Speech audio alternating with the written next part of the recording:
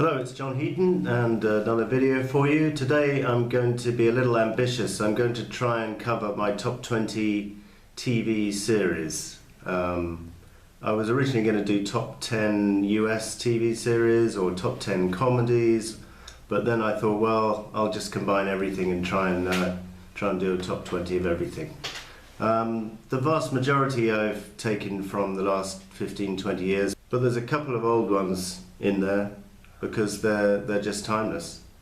Okay? So, number 20, 24, Jack Bauer.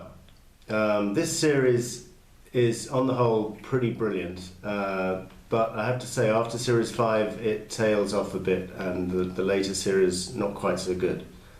And but I watched Series 1 the other day, a couple of episodes, and it wasn't quite as gripping as I first remembered, but I guess because I knew what was going to happen. But it's, for suspense, this is up there. This is brilliant. Kiefer Sutherland, great performance. Number 19 is a British comedy called The Thick of It with Peter Capaldi. It's hilarious piss take of life in government circles. Highly recommend it, although the humour is maybe a little bit English. Number 18, Boardwalk Empire, the US series. I haven't watched the latest instalment of this, but I've watched the first three, and it's brilliant. It's set in 1920 in the US at the time of Prohibition. I highly recommend this one. Number 17, previously on Lost. This is great, but again, the first four series, brilliant, and then after that, it just gets a little bit silly. They keep on going back in time and into the future, and it's just very confusing. But the first three series in particular, this is series 2, just absolutely compelling viewing, and a lot of great characters in here. Sawyer, Kate, and the baddie whose name I've forgotten. He's great as well. Number 16 is a historical one called The Tudors. This is brilliant. The guy who plays Henry VIII is outstanding. The lady who plays Anne Boleyn is great as well. Maybe the first 2 or 3 discs are better. Series 4 perhaps not quite as strong when Henry's older, but on the whole, compelling stuff. Recommended. Number 15, The Sopranos.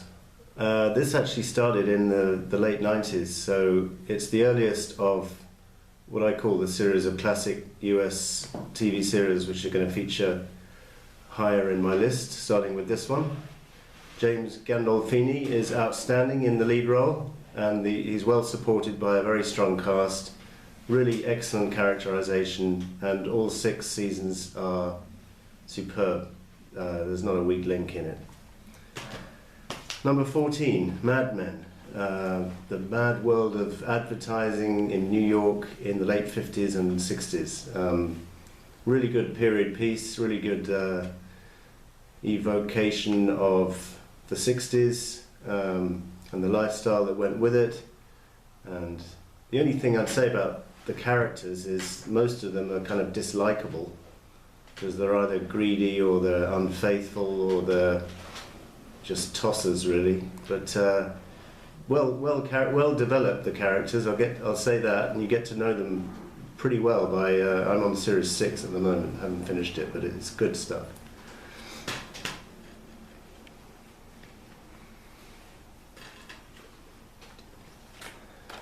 Number 13 is a UK comedy called The Day Today, which features, among other people, Alan Partridge, Steve Coogan. So this came before the spin-off Alan Partridge solo series. Also, Christopher Morris is on it. Armando Iannucci is outstanding as the producer. I love all the stuff he's done. Rebecca Font is on it, and Dune McKeegan, David Snyder. The whole cast is brilliant, and this is a really good rip-off of kind of Sky News or the 24-hour news service that we see nowadays, saturating our TVs. Number 12, Black Books, a UK comedy. It's outstanding. It's set in a bookshop. Can't have cost that much to make because most of the scenes are actually in the bookshop or the one next door, or in a little restaurant nearby.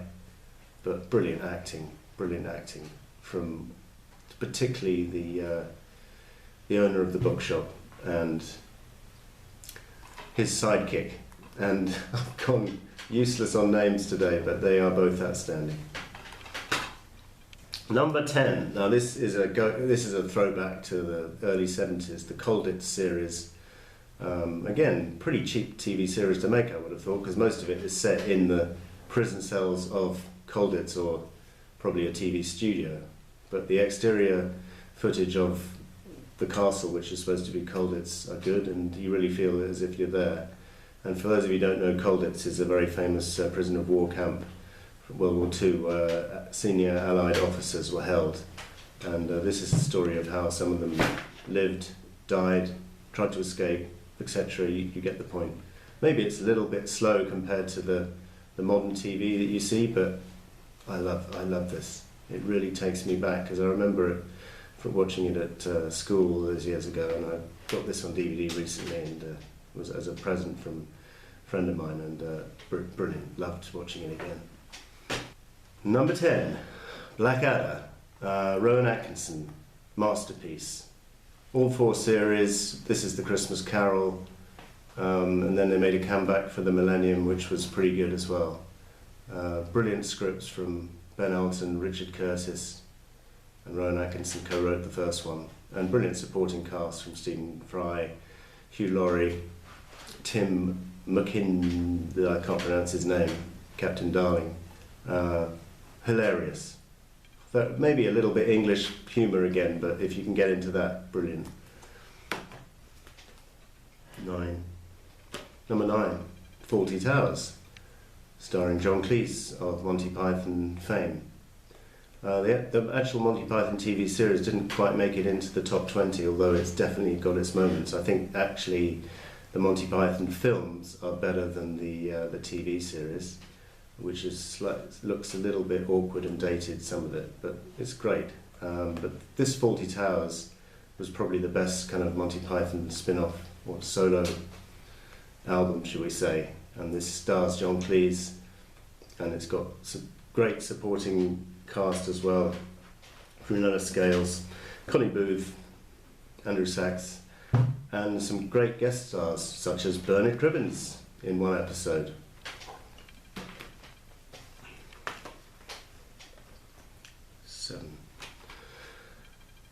Number 7, Not the 9 O'Clock News, a brilliant TV comedy show from the early 80s, which is where Rowan Atkinson made his TV debut, along with Griff Rhys-Jones, Mel Smith, and Pamela Stevenson. It's just timeless. I love it. The gorilla sketch is my favourite, probably. The spoof of Question Time is outstanding. So again, a little bit English, but if you were around in England in the early 80s, the early years of Thatcher, you'll enjoy this. This is number 7. I think the previous one was number 8, sorry. The Professionals. It's a cop show from the early 80s from ITV. Bodie and Doyle and their boss Cowley. Superb characterisation of those 3. There isn't a weak link in any of the 4 series. Martin Shaw, Lewis Collins, and Gordon Jackson are all brilliant. And the script writing is outstanding, and it's fast-paced, and it's very exciting. I come back to this pretty often, and it bears for repeated viewing, so that's a good. Number 6, Ashes to Ashes. Superb series about going back into the past to, I think this one was set in 1983, I think, and the previous one, Life on Mars, was 1981.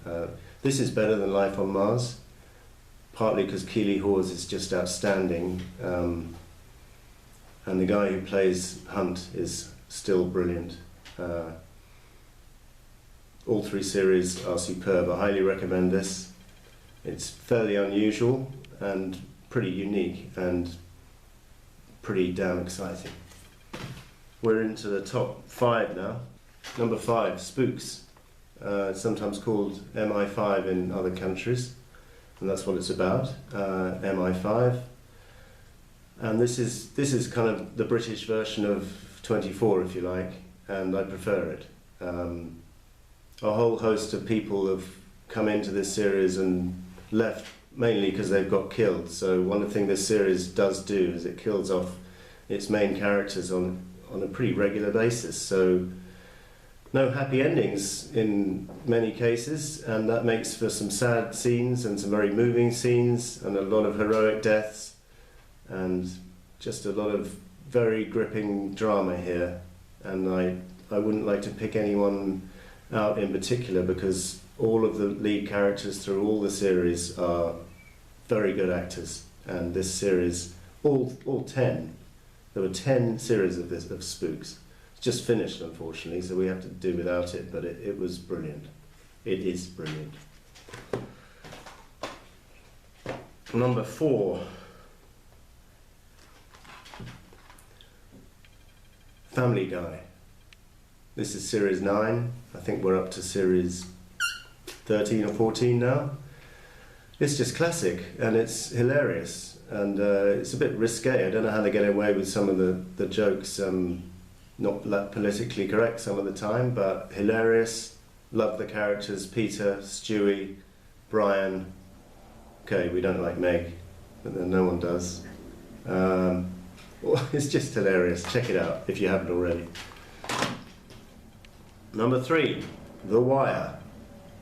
Outstanding US series. HBO again. HBO series are normally great. The Wire. Outstanding detail in terms of the way I've mentioned characterization before, but this series I think is the best in terms of developing its characters. And I can't even name all of the characters, there's so many. From the drug world in Baltimore, from the police world in Baltimore, from the world of politics in Baltimore, the politician who goes, "she," quite often. That's pretty amusing. So number 3, brilliant, brilliant, all the way through. Number 2, Breaking Bad, another US series. Walter White, you are a hero, even though you're a criminal. We were rooting for you all the way through. Bryan Cranston, the actor, is superb playing Walter White. I'm not going to tell you the plot, because in case you haven't watched it, but just check this out. It's a really unique plot line, and it's kind of a nice mixture of kind of far-fetched murders and a lot of good time real life in there as well, and normal relationship type stuff. So it's kind of believable, and I just let you watch it and decide if you haven't already. But he gradually digs a hole, and it gets bigger and bigger, and then, well, I'm not gonna say what happens. But the last scene of the last series features the Badfinger song Baby Blue, which was very pleasing to me because Badfinger are one of my favourite bands. Review on them coming at some stage, no doubt. So Breaking Bad, highly recommended. And Colin Baker, the 6th Doctor Who, also likes this, by the way. He told me the other day at a convention. Number 1. Well, it had to be, didn't it? Zack and Cody. This is brilliant.